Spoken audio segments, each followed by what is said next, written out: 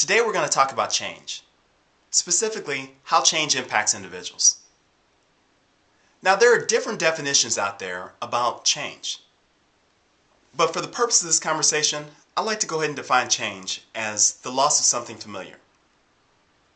Now that something familiar might be a positive thing, it might be a negative thing, nevertheless, it's the loss of something familiar. Now, I've had the great fortune in my career to be a part of many different change efforts on behalf of organizations, both for-profit organizations and not-for-profit organizations. And I'm going to tell you this up front. When you're sitting in a senior manager's office and you have a group of people sitting around the table and they're all like-minded, change is always easy. Because we can sit back and we can theorize about what departments need to be changed, what products need to be streamlined, what services need to be developed. And it always makes sense. And we're always thinking about the financial bottom line, how this is going to make the organization that much better and how we're going to be able to service the clients that much better. But what so often happens when you create these great change initiatives, so often organizations fail to get buy-in from one key component. That's their internal stakeholders. When I say internal stakeholders, I'm talking about their employees. The employees are the people who are directly responsible for making this change work. They're the ones who are responsible for servicing the clients, doing the paperwork, essentially being the lifeblood of the organization. And when you don't get critical feedback from the stakeholders about what this change might mean, your change effort is always going to fail. Now let's say it's a Monday morning. You've had 6 months, maybe a year, of planning this great change effort and how this change effort is just going to revolutionize not only your organization, but it's going to revolutionize the industry. You hold a captive audience meeting with your staff and you formally announce change is here. You roll out the big PowerPoints, you roll out the big whiteboard, and you go through each critical factor about what's going to change, how this is going to impact the departments, and how we need you to be a part of this change effort. And instead of the big applause that you thought you were going to hear, guess what you hear? You hear crickets. Here's why. If you haven't gotten feedback from your internal stakeholders, they don't know what's in it for them. They don't quite understand how this change is going to make sense for them as individuals. They hear directly from you that the change effort makes sense for the business, but since they weren't part of the discussion in the first place, they feel left behind. So we're going to talk about two of the feelings that people generally experience when a change trigger hits. And when I say a change trigger, I'm talking about that thing that happens in the moment. Whether it's your manager comes to your department and formally announces, we are streamlining our process and here's how we're going to do it. And here's how I want you to do your job. The first emotion people go through is a feeling of loss. Wait a minute. When I was here on Friday and I was doing my job, everything was fine. Now I show up on Monday and I'm being told that everything I thought I knew about my position has been completely changed. I feel like I lost something. What often happens is they feel this sense of that lack of security, because they felt secure in the knowledge that they had about how to do their position. They felt secure in terms of how their department ran.